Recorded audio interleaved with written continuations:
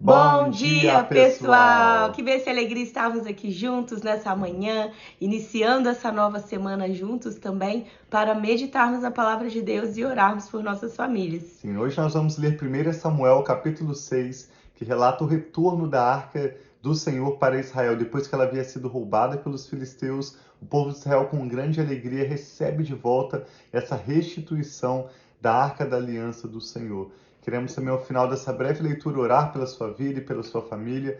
Vamos pedir a bênção do Senhor sobre esse domingo, essa nova semana que está se iniciando, e juntos meditarmos na palavra de Deus. Sim, vamos orar então para iniciarmos a meditar na palavra de Deus e que Deus fale aos nossos corações. E hoje é uma história muito interessante que mostra, nós vamos estar lendo aqui como essa arca voltou de uma forma tão assim diferente, né? De uma forma, então é assim que Deus quer fazer sobre as nossas vidas também. Se o inimigo tentou roubar algo, que nós possamos experimentar restituição em nome de Jesus. Pai, muito obrigado por essa nova semana que se inicia hoje. Obrigado pelo teu amor, o teu cuidado sobre nós e nossa casa.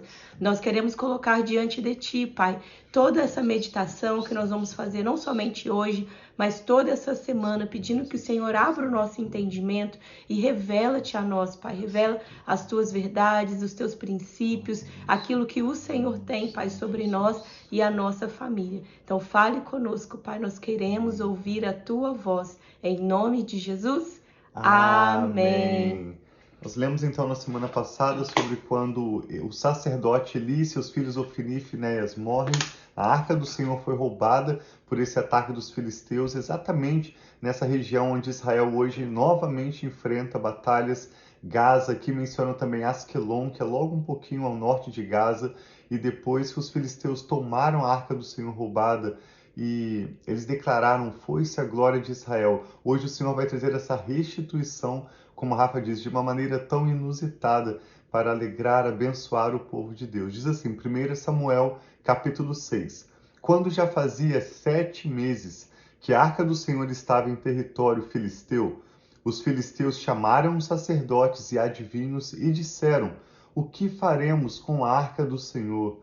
Digam-nos com o que devemos mandá-la de volta ao seu lugar. Eles responderam: se vocês devolverem a arca do Deus de Israel, não mandem de volta só a arca, mas enviem também uma oferta pela culpa.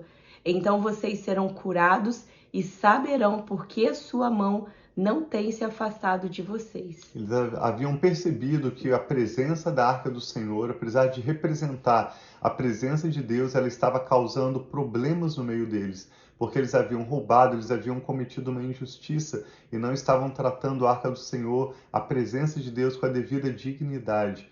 No verso 4, então, os filisteus perguntaram: que oferta devemos enviar-lhe? E eles responderam: 5 tumores de ouro e 5 ratos de ouro, de acordo com o número de governantes filisteus, que eram 5, porquanto a mesma praga atingiu vocês e todos os seus governantes. Ou seja, durante o período em que a arca esteve ali, no meio desses 5 povos, eles tiveram uma praga de tumores e uma praga de ratos entre eles, a ponto de não aguentarem mais e decidirem retornar então a arca para Israel.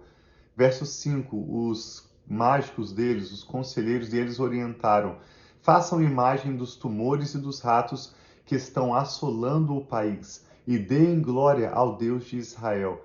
Talvez ele alivie a mão de sobre vocês, seus deuses e sua terra. Por que ter o coração obstinado como os egípcios e o faraó? Só quando esse Deus os tratou severamente, eles deixaram os israelitas seguirem o seu caminho. Então aqui a gente vê um conselho daqueles que eram os conselheiros desse povo filisteu falando: não endureça o seu coração, porque endurecer que nem os egípcios, só liberar depois de experimentar tantas coisas que o Deus de Israel estava fazendo contra esse povo. Aí ele diz no verso 7: agora então preparem uma carroça nova com 2 vacas que deram cria e sobre as quais nunca foi colocado jugo. Amarrem-nas à carroça, mas afastem delas os seus bezerros e ponham-nos no curral. Coloquem a arca do Senhor sobre a carroça e ponham numa caixa ao lado dos objetos de ouro que vocês estão lhe enviando como oferta pela culpa. enviem a carroça e fiquem observando. Se ela for para o seu próprio território, na direção de Bet-Semes, então foi o Senhor que trouxe essa grande desgraça sobre nós. Mas se ela não for, então saberemos que não foi a sua mão que nos atingiu e que isso aconteceu conosco por acaso.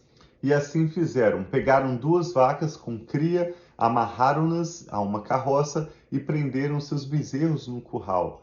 Colocaram a arca do Senhor na carroça e junto dela a caixa com os ratos de ouro e as imagens dos tumores. Então as vacas foram diretamente para Bet-Semes, mantendo-se na estrada e mugindo por todo o caminho.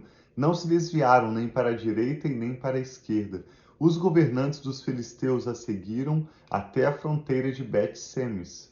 Ora, o povo de Bet-Semes estava colhendo trigo no vale, e quando viu a arca, alegrou-se muito. A carroça chegou ao campo de Josué, de Bet-Semes, e ali parou ao lado de uma grande rocha. Então cortaram a madeira da carroça e ofereceram as vacas como holocausto ao Senhor.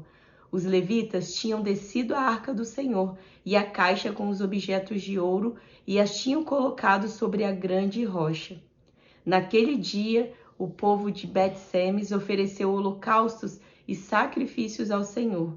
Os 5 governantes dos filisteus viram tudo isso e voltaram naquele mesmo dia a Ecrom. Os filisteus enviaram ao Senhor, como oferta pela culpa, estes tumores de ouro, um por Asdod, outro por Gaza, outro por Ascalon, outro por Gate e outro por Ecrom.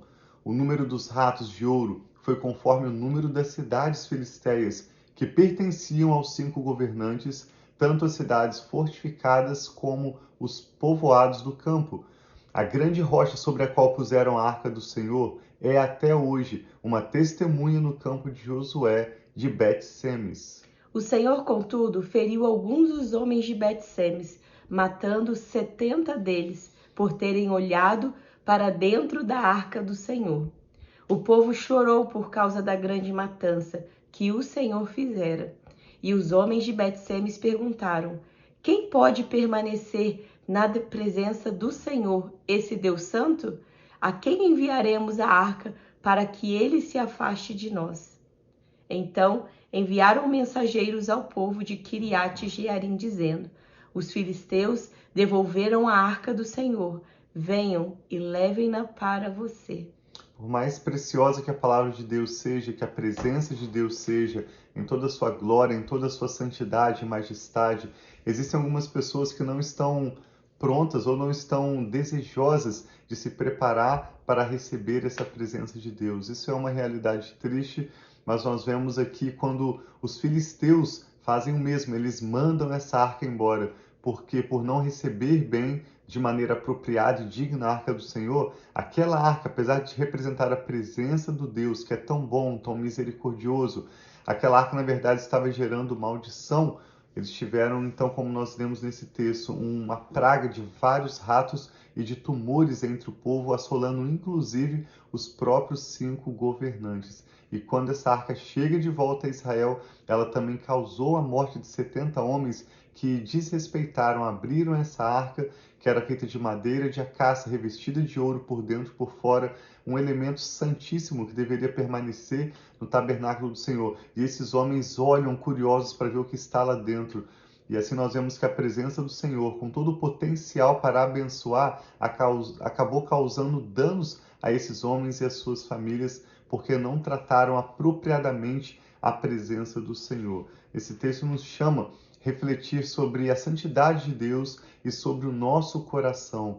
Olha o que diz, eu vou reler o verso 20. Quem pode permanecer na presença do Senhor, esse Deus santo?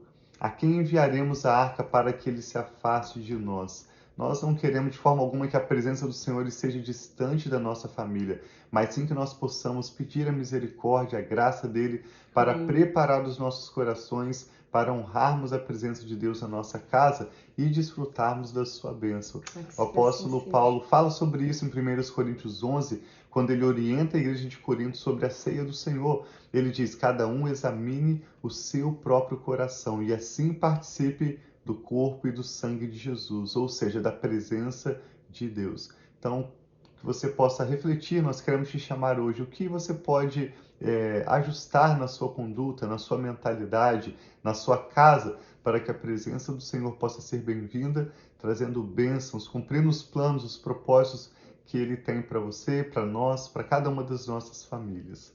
Amém. Vamos orar juntos. O que o Espírito Santo está falando ao seu coração? Que você seja encorajado a abrir o seu coração e com honra, com dignidade, com devido respeito, receber a presença e as bênçãos de Deus, hoje mesmo. Pai, nós te damos graças, porque o Senhor é bom e tudo que o Senhor faz é bom. Nós te louvamos pelo preço que o Senhor Jesus pagou na cruz do Calvário para quebrar toda maldição e abrir esse caminho através do qual nós podemos nos aproximar da sua presença com confiança, com ousadia e sabendo que somos amados, queridos, que o Senhor é por nós, que o Senhor tem bons planos de prosperar, Senhor, e abençoar a nossa família. Muito obrigada, pedimos, meu Pai, hoje eu e a Rafa, em favor dessa pessoa que ora conosco, Sim, Senhor, para que o Senhor complete a obra que o Senhor tem iniciado na sua vida. Pai, Amém. Receba agora cada motivo de oração, cada nome, cada causa que são apresentados diante do Senhor. Nós oramos entregando ao Senhor cada preocupação, cada assunto que tem gerado ansiedade e pedimos, ó Pai, que o Senhor receba esse assunto, receba essa causa sob os teus cuidados. Amém, e nos ajude, Pai, a termos sabedoria do Senhor e graça para acolhermos bem tanto a presença do Senhor como os seus planos e propósitos, as decisões que precisamos tomar nesse dia, que toda a nossa vida resulte em glória para o teu nome. Sim, meu que o Pai. Senhor possa manifestar as tuas bênçãos sobre os nossos lares, nos dê sabedoria, nos dê os relacionamentos estratégicos para o manifestar dos teus planos em nossas famílias, de forma que em tudo, através da nossa história, o teu nome seja glorificado, a tua presença seja bem-vinda, honrada, exaltada, de forma apropriada como o Senhor merece. Oramos pela tua bênção sobre esse dia de domingo, sobre essa semana que se inicia. Continuamos orando por paz sobre todas as nações, sobre todos os povos. Que o Senhor complete, Pai, a obra que o Senhor tem iniciado. Sim, manifeste o teu reino, cumpra a tua vontade aqui na terra, como é feita no céu. Oramos por paz em Israel, como a tua palavra nos orienta. Que o Senhor tenha misericórdia, Pai. Sim, meu Pai. Em nome de Jesus, e responda a oração do teu povo. Em nome de Jesus. Consagramos a Ti essa semana, nossa família, nosso futuro. E oramos com ações de graças em nome do Senhor Jesus. Amém. Então tenha uma semana muito abençoada, que seja uma semana boa, de boas notícias, de paz, da presença de Deus, e que a nossa casa, que nós possamos honrar a presença de Deus, amar, dar liberdade ao Senhor. E se tem talvez alguma pessoa que dentro do seu lar esteja com o coração endurecido, não querendo saber do Senhor, ore, interceda por essa pessoa, pedindo a misericórdia, que o Senhor possa ter liberdade de também estar alcançando esse coração, em nome de Jesus. Amém, assim seja. Deus os abençoe muito, uma ótima semana, nós amamos vocês.